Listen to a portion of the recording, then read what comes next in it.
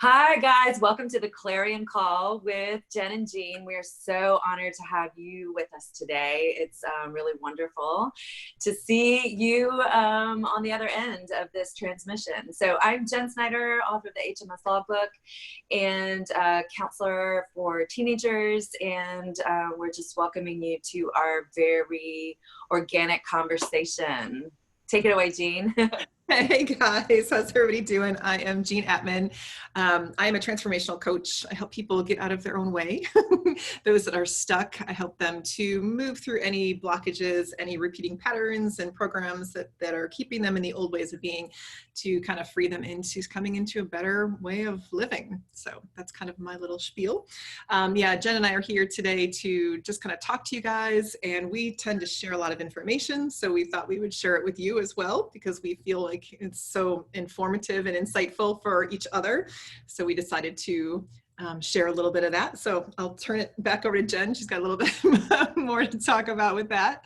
Yeah, so I wanted to just kind of briefly touch on the Clarion Call and what we chose to name this project and why. And this involves a quick little story. A teacher that I stumbled upon somewhere back in 2006, 7, 8. It seems like 100 years ago, so I'm not even really quite sure, but a really wonderful man that had taught me a whole lot of things. And when I was questioning a lot about my life at the time, a young single mom, and what's going on, and he explained to me, we're not here to suffer, we're here to expand. So we have this programming and this idea that we come onto this planet, to learn lessons, great, but it's also a great deal of suffering. And he helped me flip my perspective in a way that I was able to understand it's much, much more than that, in fact. So Charles was his name, and he told me this really wonderful story about a planet that had, we're talking about Earth here, Mother Gaia, and that somewhere along the line of contracts with the Earth, the inhabitants of this planet decided to switch over the, and I don't want to say control, and I'm sure he didn't say dominance, but we were in a matriarchal system. It was called the Golden Age. And it was about love, and it was about understanding. And we've gone back and forth and flip-flopped with this structure, basically, societal structure. I guess that's probably a good way to put it. And then as a collective, we decided that it was time to move away from the feminine structure into the masculine structure. And this is a very abbreviated version of the story. It is very detailed. But just to illustrate the point of the Clarion Call, we moved into this patriarchal system that I think that we can all recognize. Yeah, that's what's happening right now. The patriarchy is what has dominated reality for quite a while, many thousand years. And at one point, things started to, and I don't want to say go awry, but Mother Gaia needed a little bit of help because the balance was becoming very imbalanced. And so the way my teacher explained it is a clarion call was put out into the universe, and it was almost a distress call. Mother Gaia needs help. We've got to get back into balance. This planet has got to get back into balance. So this clarion call, and just think energetically here, it's not carrier pigeons, we're talking about energetic call here that was put out into the universe. And if you've ever heard the term starseed, light worker, indigo child, way shower, there are lots of different ways to discuss this type of person who incarnated onto this planet to begin to bring balance back onto the planet. Because what had happened energetically is the pendulum swung so far to the dark side that things were just really getting wrecked. It was kind of, just imagine a wrecking ball on the planet. And so beings from all over the galaxy decided to incarnate onto this planet to basically be boots on the ground. This is a free will universe, and nothing can come in and just take a sweep. It is the people on the planet that actually affect change. And so this clarion call, everyone came in, light workers, starseeds, indigos, crystal children. And this is the movement that we refer to as the Great Awakening, the raise in consciousness of the planet, of the frequency of the planet. And you see the good news is, and there's a lot of good news to talk about, is that this work is happening. Sometimes this work is happening unbeknownst to a lot of people, but there are folks who are really holding this vibration, working, doing grid work and all of these things to basically help raise the vibration of the planet. And so that is the clarion call. And so Jean and I really felt really called to use that. It is an activation code, those words, clarion call, because at a cellular level, a lot of us really know what that means. We might not understand it in the tippy top of our brain, but at the cellular level, we know what that means. We know that we are here to assist Gaia and make this great shift. And the way my teacher explained it to me was, this is the most pivotal time that Earth has really seen. And the galactics are kind of peering into what's happening here with great expectation and great anticipation, because this shift is not just for this planet, it's affecting the whole entire universe. So in other words, the work that we are doing now, shifting and coming out of this low vibration and low density with human suffering and everything that we can point at that needs to be cleaned up. This work that we're doing has a ripple effect literally throughout the cosmos. And because so much of the karma of other galactic families are tied into Earth, we are a living library. We walk with the codes of galactic families from all over the universe. We carry that information. We are all walking library systems. And so their karma is tied into ours. And what happens here is of great import to many entities across the galaxy. So it is an honor to be here. It is an honor to do this work. It is an honor to process this low density and this karmic load that we are all experiencing right now. So the clarion call, that's just a brief explanation of why we chose to name this. Jean, did I forget anything? Is there anything you want to add to that? I think that was beautifully crafted explanation. So thank you. And, we are here to really help the ascension process. We're all here to assist in the process, whether we're aware of it or not, and to the capacity that we're aware of or not.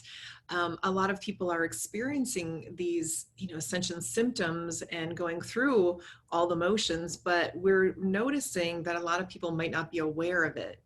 And so we feel part of our mission here, or our service here, is to assist people with some clarity as to what might be going on, and those that are open to a deeper understanding of what is happening here with this evolutionary process of the planet and within ourselves. I just lost your video. So yeah, I'm back. Okay, so we've got a lot of things that keep coming through for us, and a couple of things that we, kind of recognize within the collective, I read emotional energy, and for myself, for my clients, and for the collective. And so what I bring is sort of awareness as to the current patterns that we're experiencing right now, in order to focus on what that might be, to help and assist to uplift the old density. So if we're living in ways that aren't working, we're continuing to explore new ways that work better. And as we get into this process of ascension, the planet's vibration is lifting, our vibration is lifting. We're literally accessing a different sort of plateau or platform or strata layer of living. We're in a different vibration, we'll have different experiences there. So we want to really help people be able to access the higher level experiences, as opposed to living in the lack, the struggle, and all the ways that have been so hard for so long, the hardship. So we're seeing all these access points opening. And so we really are excited to share that stuff with everybody, in hopes that, something lands and sticks, and, you get a shift and that happens and you're like, oh my gosh, I never thought about it that way. And then you can apply things to your life in order to continue to up-level your existence. That's kind of our methodology of the whole experience. So there's a lot. It's a big, huge, expansive process, and we'll pick little parts of it to bring it down into tangible form, and continue to explain the best that we can, the best that we know, because we're learning all the time as well. We're talking, we're like, oh my gosh, I just figured this out, or had this insight, or did you know? And so that's what kind of really inspired us to do these calls anyways, just because we continue to learn new stuff that we think is pretty cool. So exactly. Yeah. There's so much to know right now. And I kind of look at us like, regardless of what age we are, but almost especially the older generations, we're toddlers. Right. Like when the kid just starts walking and you're like, oh, they're going to fall at any moment, like that, like wonky kind of walking. We are literally just starting to find the ground under our feet, because we've just been kind of warped. We've had a very warped culture, and I keep going back to that word culture, and I'm certain it's a coincidence that the word culture begins with the word cult. Things that make you go, I don't know what that could be about. But, we are definitely the product of our upbringing, our programming, our scheduling, the reality that we see, going back to what we kind of discussed last time. And so as we begin to shake that off and, shake the dream spell and actually see what reality might actually look like, I see us as these trembling, wonky little toddlers going, wait, whoa, walking is way different, looks so easy, that kind of thing. Yes, I agree. And I feel like we're at a point now where, this year has been prophesized as one of the big turning points. And we're seeing that. I mean, everything is changing, and at a global scale. And many of us knew this change was coming, but we had no idea how it was going to play out. So it's pretty interesting to see all the different ways things are coming in to support this movement. So while it might be invoking a lot of fear, and I would love to talk a little bit about that, I'm seeing a lot of extreme fear. I'm talking like, I can't even get a hold of my emotions kind of fear in people for things just because things are changing. For instance, I witnessed this woman who is extremely terrified of the schools not opening, because she's got young kids and she doesn't know how she's going to manage her life if she's got to continue to be at home with her kids, and the unknown of that, and the fear of lack and loss. And it's so active within us based on our programs. And so she's in this place where she's completely contracted, she's completely tense. All she can feel is fear, and she's very far removed from who she is at her soul level. and from the ability to trust herself, trust in the greater process of it all. It's like I'm witnessing people not even being able to access this place where we know this is change. This is what change looks like. And it's changing because it's a good thing. And it's changing because we're going someplace better. And so if we can recognize that we don't need to grip onto the old and still be okay, you know, then you can shift out of that fear. But as you're in it, it's so intense. It's so consuming and overwhelming. You know, people have a hard time managing it. And what I like to do is help people to kind of cross that threshold of fear, just because it's so uncomfortable to be there, and you don't have to be. So when you recognize yourself, you know, in a state of contraction, and what I mean when I say that is you can't take a deep breath, you feel tense in your muscles, you're having pain in your body, you're focused on one linear aspect, which is fear or things that feel bad, that is one pathway. So you can stop where you're walking on that pathway. You don't have to continue down that road, and you can shift. And I'm not talking about going from complete fear to complete peace. You know, that's almost inaccessible to that level. But what you can do is just stop the momentum of fear. That in itself is huge. And then when you can find a little bit of footing there, not being so completely terrified, then you can move into, okay, I might be feeling okay. So let's focus on something that helps me feel a little bit better. And then you can start to continue to move the needle until you get into a place of better feeling state. You know, it doesn't have to be a hard stop and a jolt to go into that other place. We don't have to suffer during this process. It can be really beautiful and gentle and easy, but we just need to know it's a choice. You don't have to be there. And fear and faith are two opposite sides of the spectrum. So if you really want to get out of that state of fear, step into, okay, I don't know where this is going, but I can at least find peace in the fact that I know I have faith that we're going to be okay.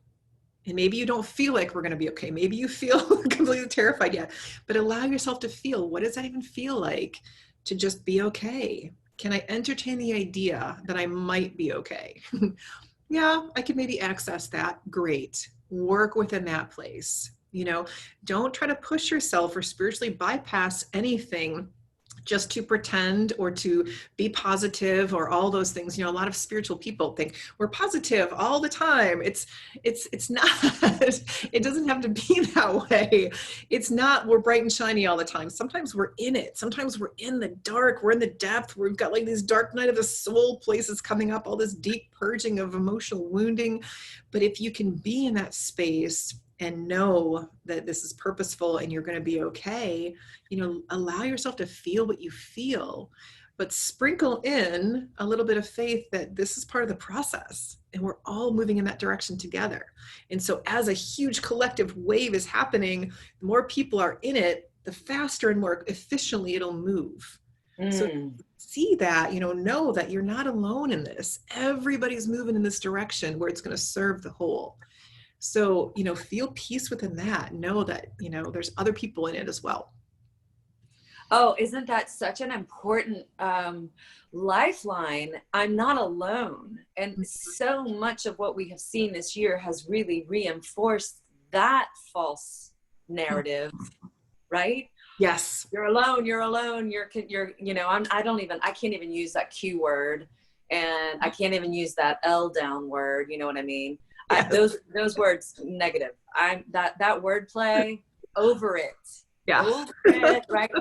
But this idea that we're alone, we're not. So many of us are going through, like you said, this collective wave of movement and shift.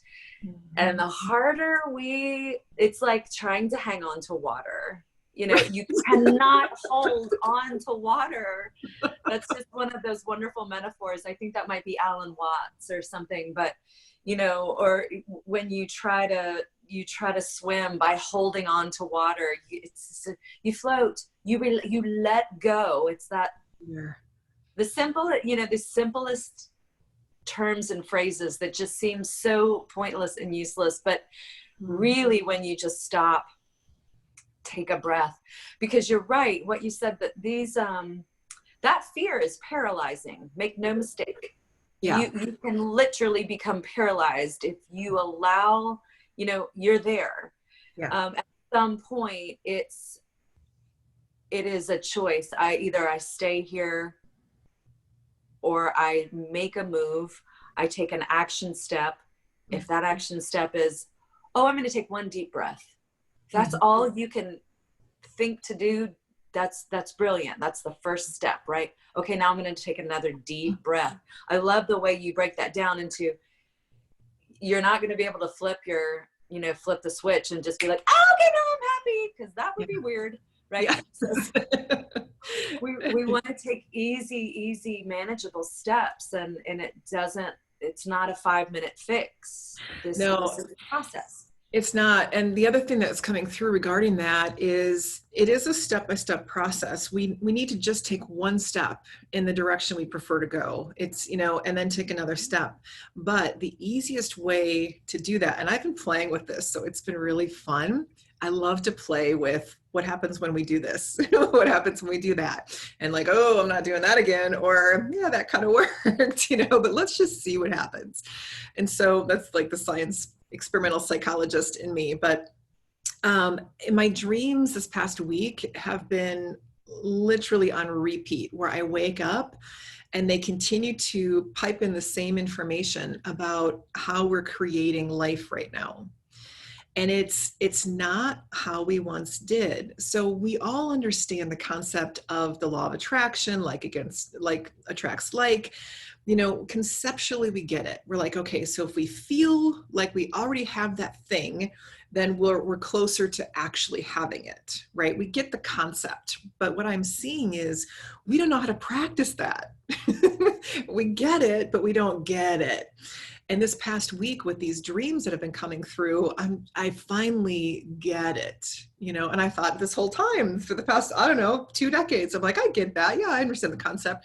But now they're saying we can play with it where it's actually going to make much more quick, tangible results. And so I'll use some personal experiences. So my weight has been up and down my whole life, and I'm a tall girl and I'm curvy, right? I'm never going to be like the little twig petite girl. So when I was younger, it was always like I'm larger than other people around me. I'm 5'11", I'm curvy, I'm busty, And so those are things I can't change. But when I was younger, I really wanted to. So I find myself thinking about, I want to be, 5'5" and petite, things that aren't going to happen, right? So my whole life I've carried these beliefs that I don't want to be in this body that I'm in. And so you get on these, Weight Watchers and diet things and try to get super skinny and do all these things. Well, the focus is always on not liking your body, not being comfortable in the weight, not being at your perfect weight, things like that. And so you do all these things, you try all these different plans, keto, paleo, all these things to try to, get your results. And what I found was my body was responding adversely to certain foods, that this was supposed to be the good thing to be on, right? So I found that I was really just disconnected from what I felt I wanted, because I was trying to follow what other people think is right for me. And even when I started to really tune in, like, what does my body want? What feels good to me? What's going to be really, energizing for me? What feels good to ingest? It still was just really this process of, getting through all these weeds and the muck and just feeling submerged with all this stuff around me. So what was coming through is, don't worry about all the steps it takes to get there. Think about what you are at that place, and everything else will fall into place. So I start thinking about and feeling into, I feel so good in my body. I just love how I look and how I feel. And all of a sudden, I don't want to eat meat anymore. All of a sudden, I'm not attracted to this anymore. All of a sudden, things are moving out of my field because I am focusing on where I'm landing, not all the steps I need to do to get there, because we get so much in our own way conceptually that we cannot quite see even what we need, because we're operating from a place of the old, of what's not working. So we're making decisions based on what's not working. You are never going to land in the place where you want to go if you're making decisions based on what's not working. So find yourself in a place of what you want, and you remove all the obstacles to get there at that point. And so while I understood those concepts conceptually, I just finally got it. And I'm seeing how this is playing out. So now I'm playing with this idea where, I'm getting older, and so my vision is shifting. I'm needing to, look at things from a distance and get some readers sometimes. And I just can't stand glasses and things on my face. It makes me crazy because I'm like moving all the time. And anyways, so I thought every time I look at something, I'm like, oh, my eyes are getting bad. My eyes are getting bad. Why am I reaffirming that? Right? Yeah. So I'm like, oh no, my eyes are amazing. My eyes are perfect. My eyes can see for miles and up close. And I'm rewriting my story. Even with my handwriting, when I journal, channel comes through and it's a hot mess. Like, I don't even know, sometimes I can't even read what I wrote because it's coming through so quickly. So and I noticed that, I'm like, oh, my handwriting. I thought, no, my handwriting is gorgeous. My handwriting is beautiful. It's eloquent. And literally it was different when I was writing this morning. Instead of focusing on what I don't like about it, I'm focusing on what I do, and it's shifting all by itself. So you want to talk about efforting. The old way of being is efforting through all of these pieces of trying to figure it out. So if I want to improve my handwriting, what I need to trace things and I need to do, no, you don't need to do all of that stuff because you're still focusing on doing what you're not wanting to do. Focus on having that, owning that, telling yourself that. Check in with that inner critic voice and that self-talk and say, how am I talking to myself? If I have a glass of white wine, oh my gosh, my feet are inflamed. Well, of course they are, because I continue to repeat that story to myself. So now I'm like, no, I can have a glass of white wine and my body can assimilate it and I can enjoy it and not have any consequences to that because I am receiving this fully with joy and I know I'm going to be okay. And I'm not talking about indulging too much and going overboard, things like that, but really shifting the story, because what we focus on, we create. If we're focusing on what's not working, we are creating more of what's not working. And even when you're trying to problem solve, you're still focusing on what's not working. And you're half in the what's not working and half in the solution. So that's where you're going to, jockey back and forth between this energy of, well, sometimes this works, sometimes it doesn't. So now we're not quite sure what's working because sometimes it's confusing. And then you get in the headspace again, right? But if you remove all of that and just go straight to the source, get into where you want to land, live your life in that place, just, sheer abandon of all the other stuff, surrender all the backstory of things that you don't want, and just feel into what you do. Live like you're already there. And if you feel fear coming up, check in with that fear. Okay, talk to it. Have a dialogue with yourself. Your kids are going to think you're crazy. Like, Mom, you're talking to yourself again. But seriously, okay, so why am I having fear right now? Well, I'm afraid of X, Y, and Z. Okay, well, how do we feel about that? Get a dialogue going so you can move it out. But if we have fear about making changes and we just ignore it, it's still within us. And it keeps trying to come up and rear its ugly head. So have a dialogue, get rid of it, set some boundaries about it, and move forward. But that keeps coming through on repeat. It's time to do things in a different way. It's time, and they keep saying, it's not focusing on the creative process, but on the creation itself. So we're not talking about all the steps of what we need to do to create, but we're focusing on the creation itself. Big difference there. That's huge. What you just laid out, basically, folks, go ahead and rewind that and listen to Jen from the beginning of that part, because that is really one of the keys of really how to turn your life around. And those are the step-by-step processes. Basically, we have to choose what we want. This is something that Barbara Marciniak talks about a lot in the Bringers of the Dawn, which is a book that I will probably quote every day for the rest of my life, because it's literally a survival guide of what's happening right now. Bringers of the Dawn. But she says what you must know what it is that you want first. You have to speak to what it is that you want. So oftentimes we are just so confused about what it is that we do want. And we are unable to define that thing. And so the chances of getting there, pretty negligent, right? Just pretty or negligible. Like it's just, you're not going to make it there if you aren't even able to define what it is that you want. So that's your first step. If you are paralyzed by fear, what do I want instead? I know I don't like this. What do I want instead? Take a big breath. Okay. What does that look like? Take a big breath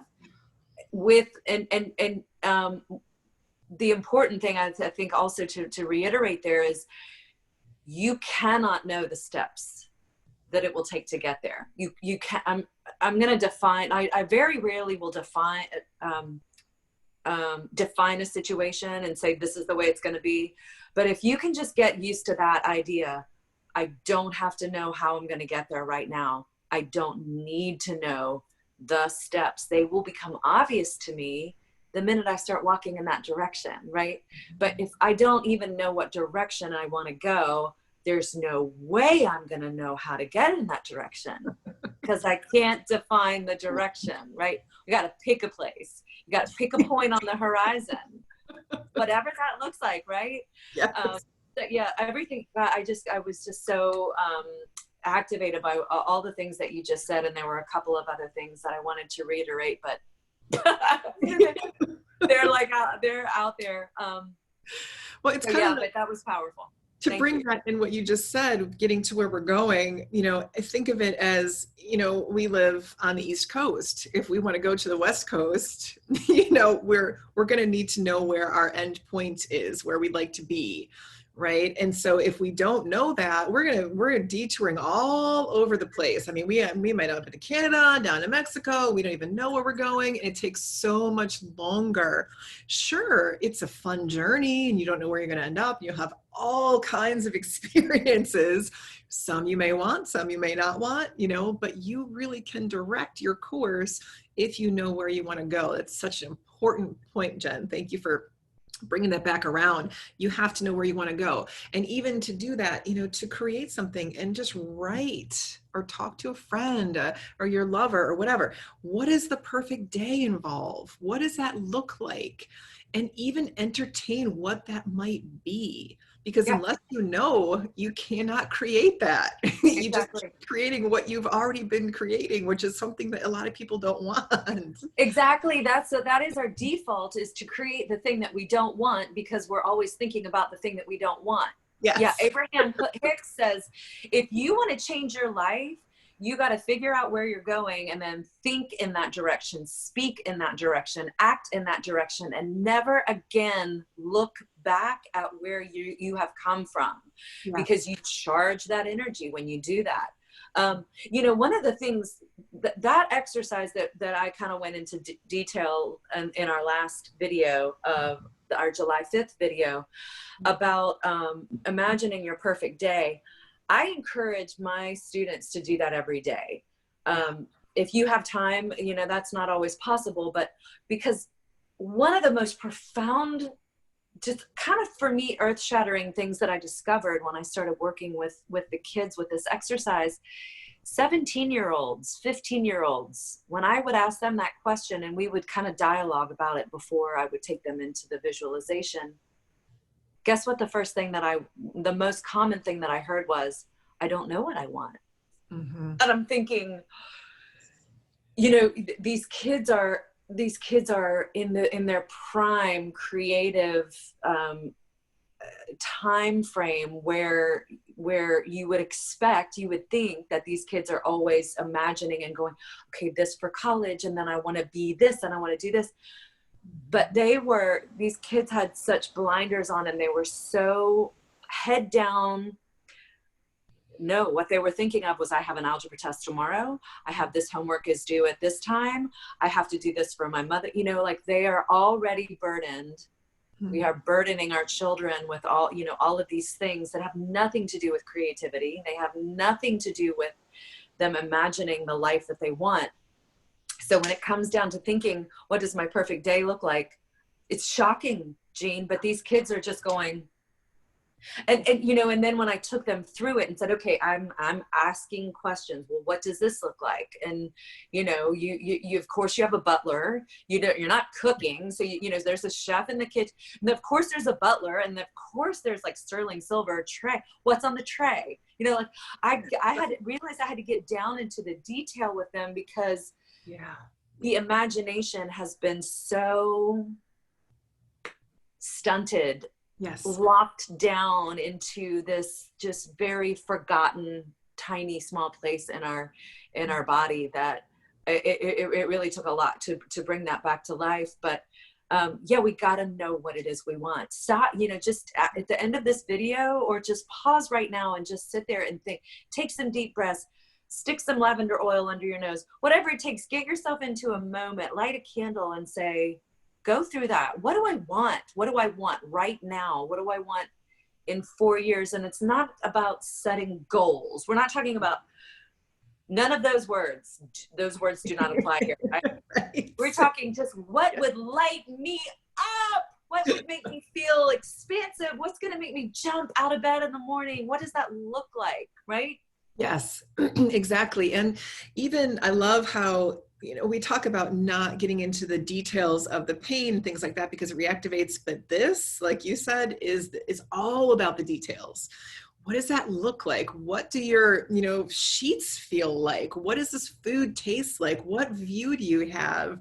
You know, what does your life feel like? What do your relationships feel like? You know, all those pieces. I mean, even like we've got this luxurious, I mean, I'm a Taurus, luxurious big bath towel, you know, like all the things that make you happy and bring you joy.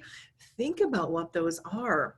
And it's a lot of the defaults of what you're normally drawn towards, but you might limit yourself from getting based on limited belief systems, right? So even if you have this, you know, this amazing, soft, huge bath towel compared to this, you know, $1.99 scratchy one, and you're like, oh, I can only afford this. And then every day you've got the scratchy towel that you hate, you know, like feel into, release the limited thinking. Think about what brings you joy. And it doesn't have to be a Lamborghini unless you want it to be a Lamborghini. It can be the simple things in life that you normally don't think about or allow yourself to enjoy or luxuriate in. But what does life feel like? Give yourself the opportunity to, you know, what do you feel like when you wake up in the morning? What do you want to do? Do you want to take a, you know, cup of coffee or tea and sit outside and just breathe? You know, do you want to jump up and play with your kids and make breakfast and make a big mess in the kitchen together? Like, what really feels good to you? And it doesn't have to be, I'm traveling the world. It could be literally, I'm making a mess in the kitchen with my kids as I'm making breakfast. And then we're going to go for a walk in the, I mean, it could be anything. So what feeds your spirit? Start to think about those things.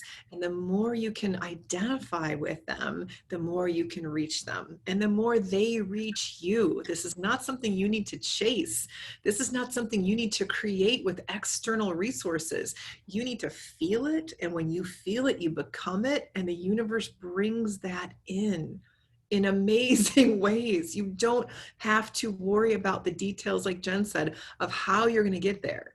You just need to see and feel how that feels and let it all just come in. That's the ease of this ascension process that we're coming into. This is what we have the ability to see now. And coming back to what Jen said about the Clarion Call of the feminine energy, the feminine is all about feeling and beingness. It's not about the doing. We're coming into this place of being able to understand what we create here, we create out there. And so think about how good that feels to know that, and see if you can embody that and surrender to that concept. You don't have to be beating your head against a brick wall that's just not moving. You can just feel into what you want and create that every moment you can, and just watch miracles of how that happens around you. It's it's so true. And thank you for bringing it back around to the divine feminine. That's so important. You know, when we made this switch from the divine feminine to the patriarchy and the masculine, and the role of creator was switched in our consciousness from the feminine, and we are actually the creator. I don't think I have to tell anybody that, but it was switched from the feminine to the masculine. The masculine is the creator in our religious texts. You know, God the Father created, and that really that dissected us in our consciousness from, oh wait, the feminine is the creator, right? So if we can just get back into that that knowledge and that understanding that we create in our womb, we don't go out and grab to create a baby. A baby is created right here in the womb space. It just happens, right? That's where, like you said, the magic happens. So this great shift is great because we're not only shifting, we're shifting belief systems, and these belief systems are like the biggest ruts you've ever seen in the dirt of that old country road, you know. And they're well worn. These are well worn ruts that we are shifting out of. But just to be able to just contemplate that concept for a moment.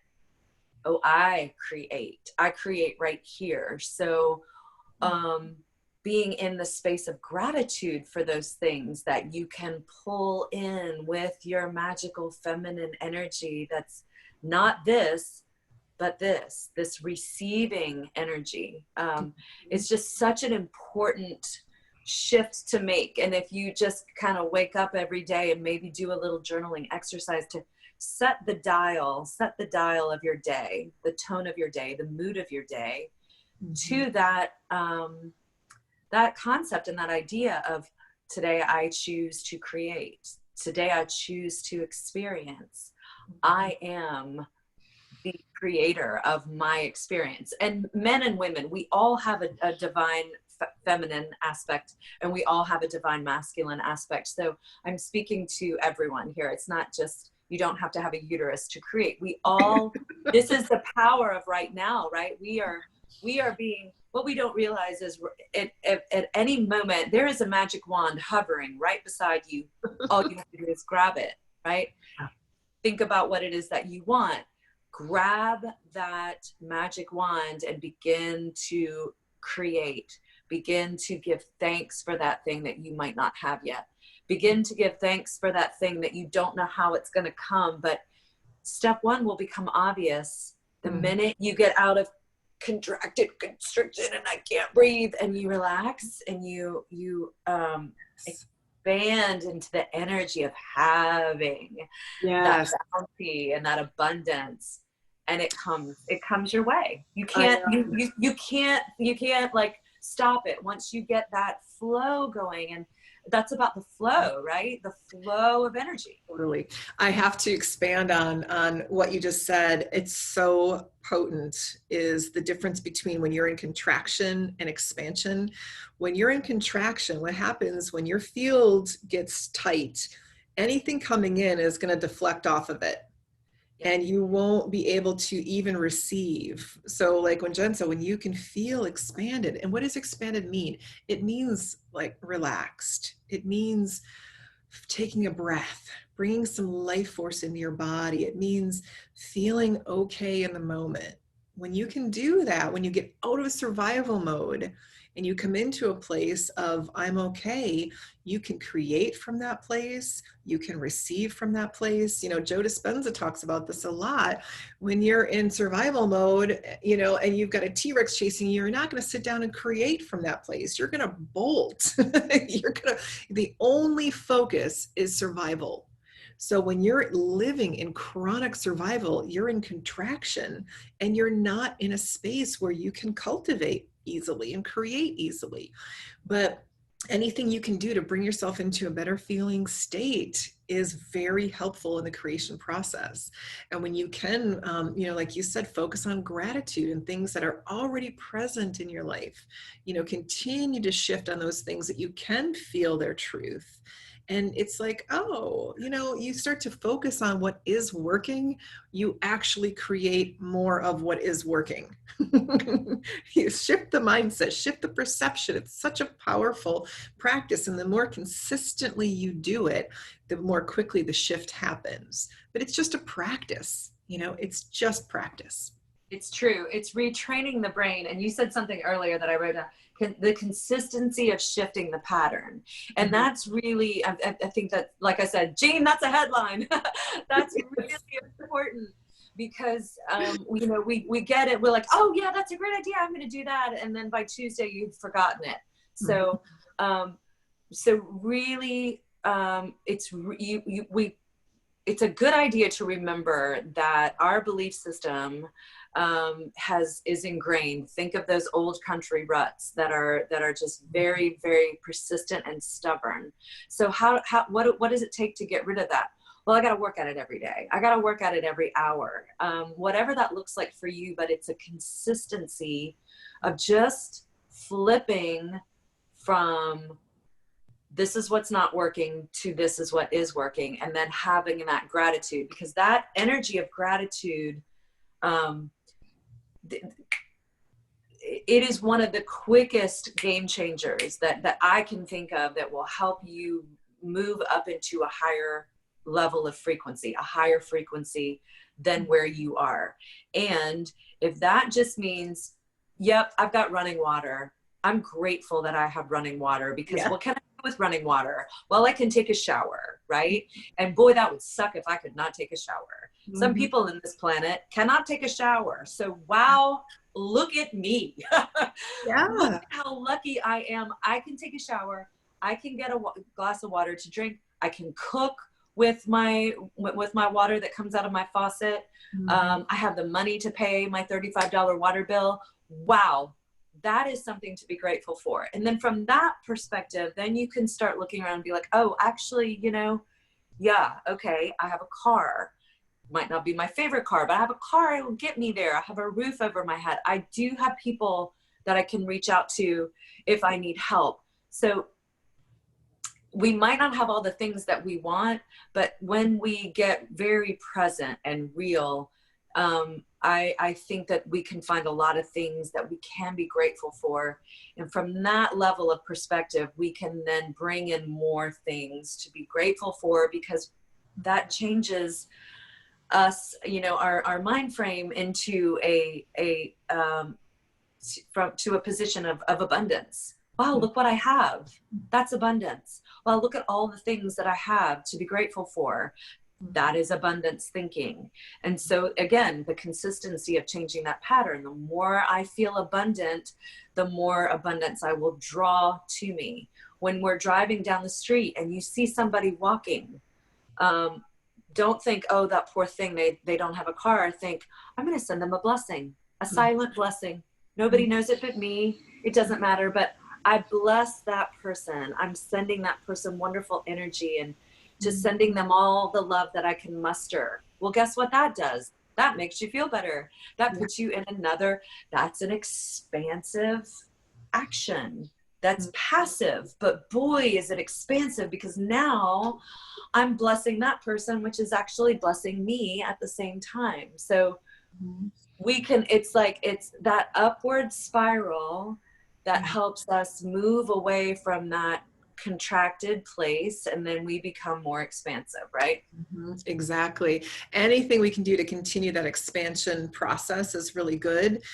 What I hear from clients a lot, if that there's something that happens when they think, well, what if I'm not focusing on what I want anymore? What if I'm just sitting here focusing on gratitude for, like you said, I have this car that it's not my favorite car, but I have a car, but then they find themselves kind of conflicted within that. So if I'm focusing on loving this car, then is what I really want never going to come around because I'm just in love with this thing in front of me? And so there, I can see where there's like a hard stop that happens with people, and as they're moving through that practice. And I feel like it's really important to note that if you want something, you've already put that energy out to the universe of what you want. And by holding on to something, if you're always chasing something or hoping for something, you're still holding on to the energy of not having that. So while you might think that if I stop focusing on this thing that I want or love, that it's never going to come around because I'm no longer giving attention or focus to it. It's sort of like when you place an order at a restaurant. You know, you place the order and the waitress or waiter takes it, and you're not freaking out thinking, is the chef going to make my food? Is that going to come? Am I not? Do I need to go back and remind them and make sure that they have my order? No, you just place your order and you let that go, and you focus on good conversation and laughing with your friends or whatever. It works the same way. You hold in your vibration of what you want, and also everything you want is meant for you. You desire it because you are meant to have it. It is already contained in your vibration. That's why you want it in the first place. So as you have that thing within you that says, I want this experience, and instead I might not be ready for that quite yet. So instead I'm going to focus on all the stuff that I already have and swim in the energy of all this. And eventually that will come in, and most likely more quickly than it would otherwise, because you're not focusing on the lack of it. Yep. So like what you were saying, really, focus on what you have, focus on loving what you have. And that will automatically, very organically and efficiently bring in everything else you already placed an order for, that you already have in your vibration, and it's already meant for you and seeking you. It really, it's like if we can just get out of our way, these things come in so quickly, but we need to stop forcing it and just allowing it. And like what you were saying about the feminine energy of being a receptive, it's so important just to feel good. I mean, in simplest form, and I feel like if we can just kind of bring this full circle in simplest form, feel good, focus on feeling good, spend some time creating your perfect day. What does that feel like? What would be included in that? Maintain that as your focus. Not that I don't have that yet, but feel into how you want to feel there. It's not, I want this Lamborghini and I don't have that yet. Feel into, I'm so extremely excited and happy about everything I have in my life. And hold that as your intention. It's placed, your order is placed. But as you're feeling good now, like I was talking earlier, I'm in my perfect body now. I'm in my perfect body, and I'll be led to that end result of whatever's meant for me on the other side, because I'm claiming that for myself now. I'm offering gratitude for all my health and vitality now. So get into the feeling of it. Get clear of where you want to land. So that's already out there, and the other thing is, the universe, it kind of, we co-create with the universe. And so if we don't know what we want, they cannot help us to plant that in. Right. We have to plant the seed. And so if we get clear, we put it out there, if you order eggplant Parmesan, that's what you're getting. If you're like, I don't know, pick something for me. I'm hungry, but I don't know, you might get something that you don't want. So just get clear, get clear of what you want, put your order in and just feel good. Yeah, and let it go. That's such an important metaphor. I love that with the restaurant. You don't sit there and question. You don't question whether the chef is going to do the right thing. Are they going to make it right? Do they know what they're doing? That is faith. And that's just a very simple way of seeing it. You don't think that you have faith. You actually do. You go to a restaurant and you believe that you're going to get what you ordered. Yeah. Yes. It's the same thing with everything else in life. We just, I witness this time and time again. People get in their own way because they complicate things. Yes. If you keep it simple, it works. Yes. Stop getting in your own way. Yes. Yeah. It.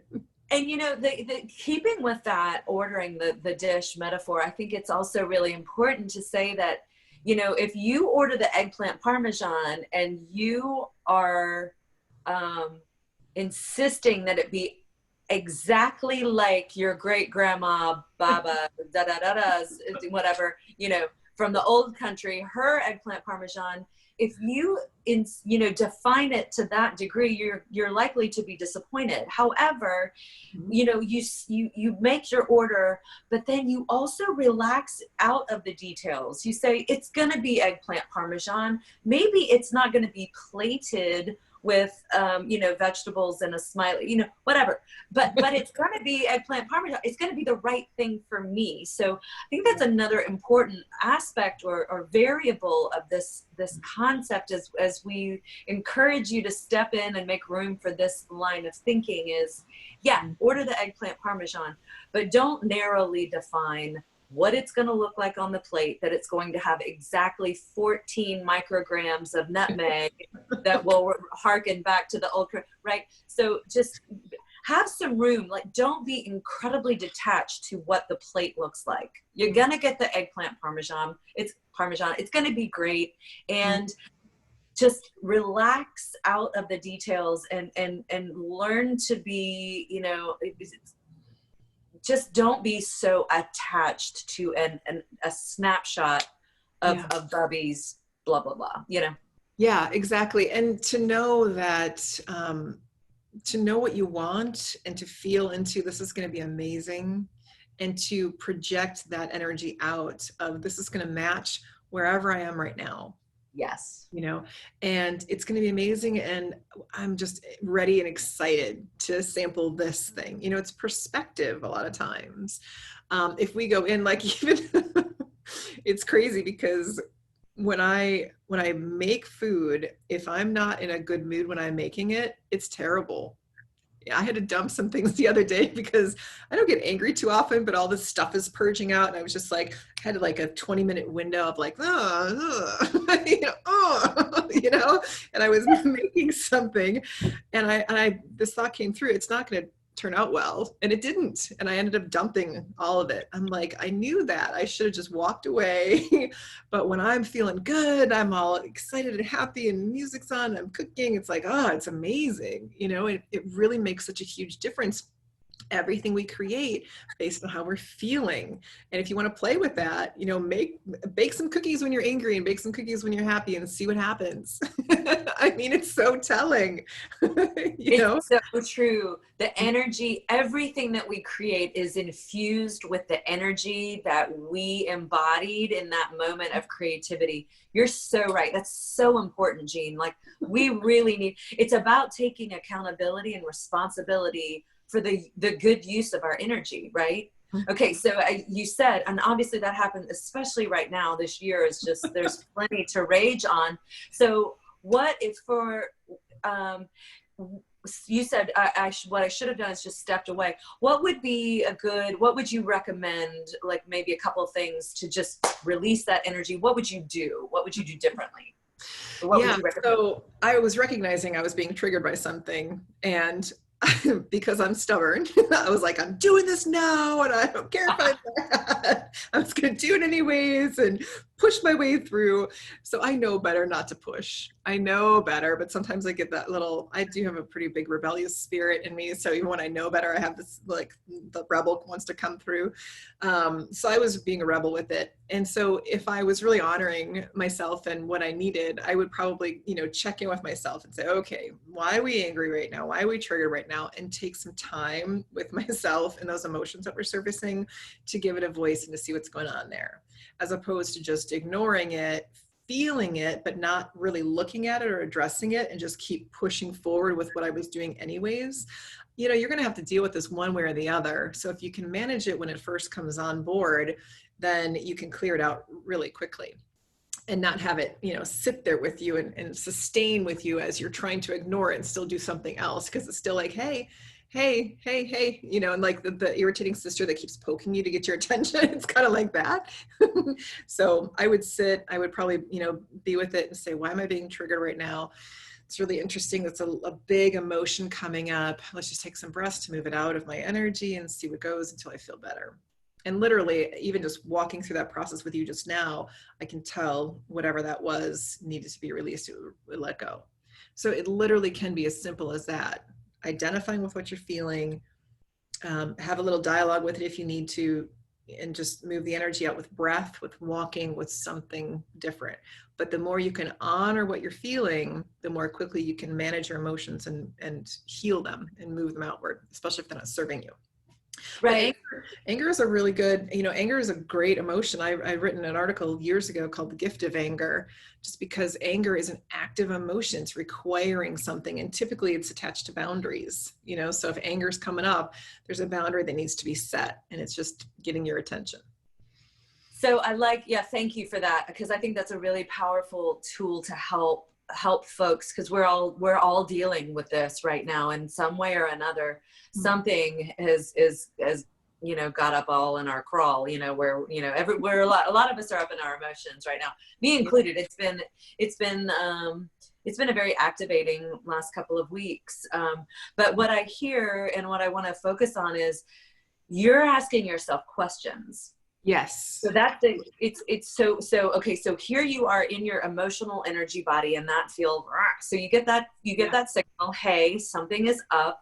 And so you remove yourself from that situation. Maybe you walk away from the stove, turn everything off, go into a quiet place, and then you become the questioner, right? So you get out of that emotional body and say, oh, what's this? So getting into that line of questioning, right? And that's what leads you to the information. It might not give you the whole download, but oftentimes it really does, right? Yeah. Yeah. So I think the greatest gift people can have is the gift of curiosity. I'm super curious about everything all the time. I'm like, what's going on in there? What's happening there? What happens when we do this? What happens when we do that? And so I do that to myself. Like, what's going on in there? Something big is coming up. And so what's happening? And I, even with my journaling, I ask questions in my journal, and then I allow channel to come through. So I have opened to that resource, repeatedly throughout the years. So I've built a strong channel that way. So I can get downloads just like that. But when I first started, it was messy, and it was this tiny little trickle of information. And then the more I continued to ask, that got stronger and stronger and stronger. And now I can tap in instantly and go, oh, that's linked to the blah, blah, blah, and then move through it really quickly. But that's a process, and that the more you practice it, the more masterful you become at it. But the first step is to really identify, I don't feel good. I don't feel happy right now. I feel discontent in some way. I'm suffering in some way. The first step is to notice I'm not in a great feeling state right now.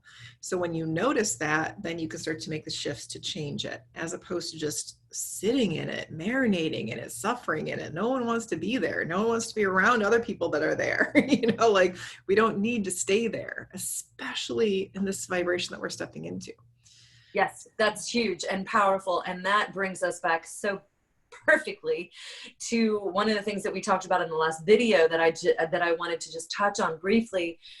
When at that point, when you say, when that white flag is happening, I don't feel good, or I guess that'd be a red flag. I don't feel good, right? When you first notice that, at that moment, so let's freeze frame, right? Okay, so we all know what that feels, where we have that sensation of something is bugging me, something is triggering me. Yeah. Oftentimes in that moment, instead of going into the compassionate, I'm going to love myself through this process, like we would if our toddler came to us with a cut, crying, upset. What do? We stop everything. We direct our attention to this injury. Yeah. I see that you're hurting. That must really hurt. Okay, so we're putting our focus and our energy into that. We don't go into guilt and shame for the child, or hopefully not. But very often we will do that with ourselves. You don't have time for this. You've got to get dinner on the table. What in the world are you thinking? There's somebody out there who is bleeding right now, right? So I like to focus on that just for a minute to say, let us care for ourselves the way that we would care for our brand new, you just brought the baby home from the hospital. You are checking vitals all the time. Right. So, making sure they're breathing. Yes, literally vitals all day long. And so if we are capable of doing that for others, why not hey, here's an idea. Let's look at ourselves in that way. Let's begin to notice, oh, actually, that's an injury that I have. And so I'm not going to go for a walk with my best friend who's having a hard time. I'm going to have a phone call with my best friend because I'm going to honor this need, this requirement that I have, and put that on, I'm going to put my focus there without exception. And I'm going to do it without shame. And I'm going to do it without guilt, because that I know when I'm functioning at full capacity, then I can really help others. But man, when I go down, this ship goes down, lots of things come to a grinding halt, right? So I've seen that in this week with some family members and some friends, where they, just helping them through things where they didn't even realize, oh, wait, actually, yeah, you're right, that's an injury. And I pushed on through that, and that caused me to then further injure myself. Mm-hmm. Okay, let's look at this in from a realistic perspective. You have an injury. What do we do with injuries? Mm-hmm. Let's put that leg up. Let's order carry out. Let's have the husband cook the supper. Let's not pick up that big, big, heavy thing.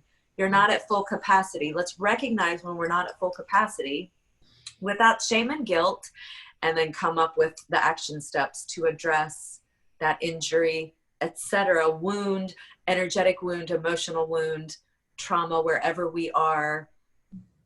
Let's really take care of ourselves, right, Jean? So it's really important right now.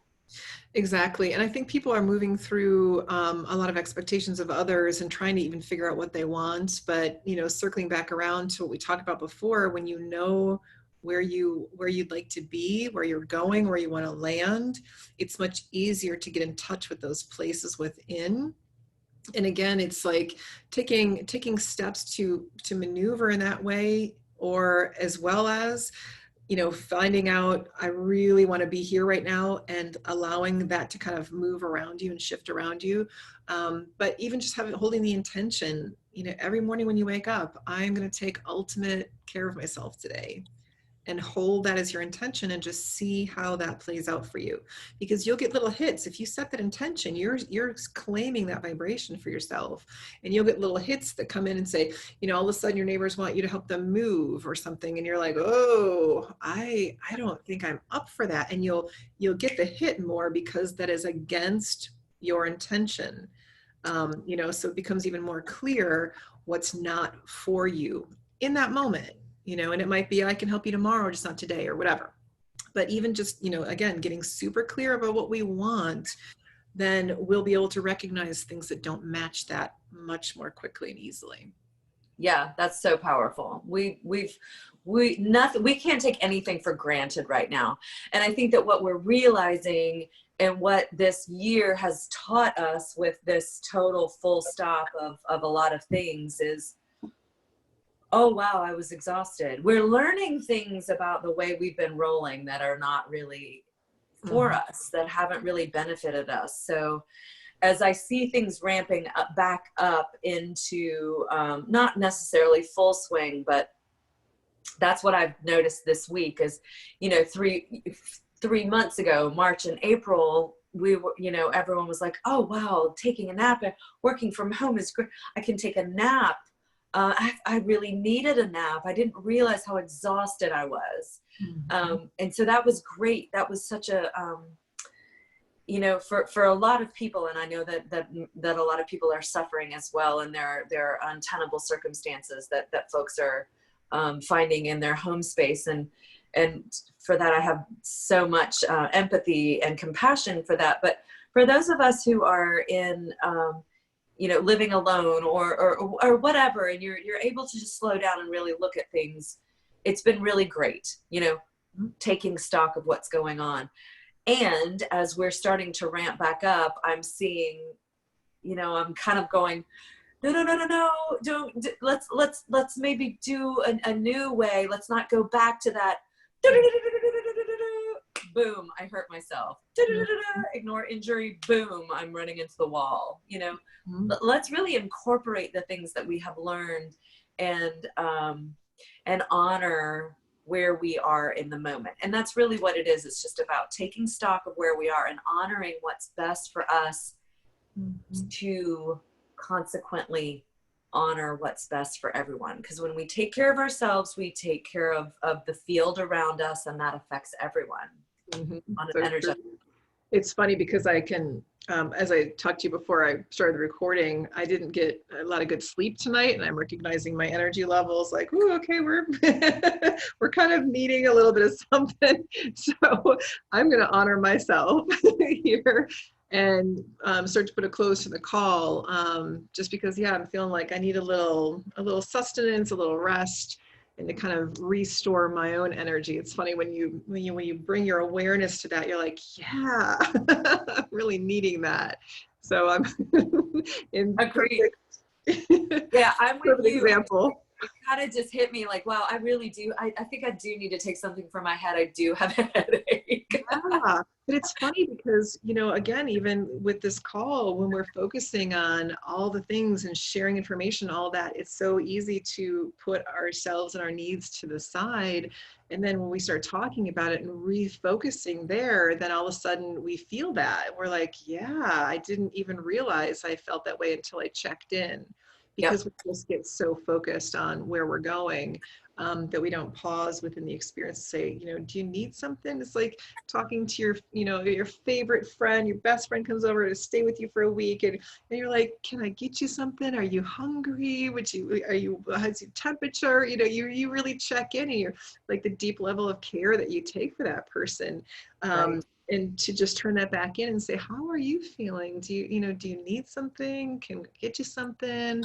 And just to check in with ourselves that way. And the more we can check in, the more we can honor what we feel. Absolutely. And thank you for bringing that back around. We're not only talking about it, we're doing it for ourselves in all the ways that we, bringing our awareness to that is huge. Jean, this has been amazing. Thank you so much for your inspiring, just everything. Oh, you're welcome. Thank you. I love to always, our chats are always so insightful. And so hoping that this gives other people some tools or something to think about or expand their awareness, or, we'll put it out there for everybody to receive whatever they need from all of our our stuff. That's right. Let's all expand together. That's right. Clarion Call. Yeah. Thank you, Jean. This has been great. You're welcome. So we'll talk to you in a couple of weeks, and I'll get this out for everybody, and then we can share with who's ever receptive to it. Wonderful. Blessings to you all. Thanks for tuning in. We really appreciate your energy and your time. Thank you. Thank you all.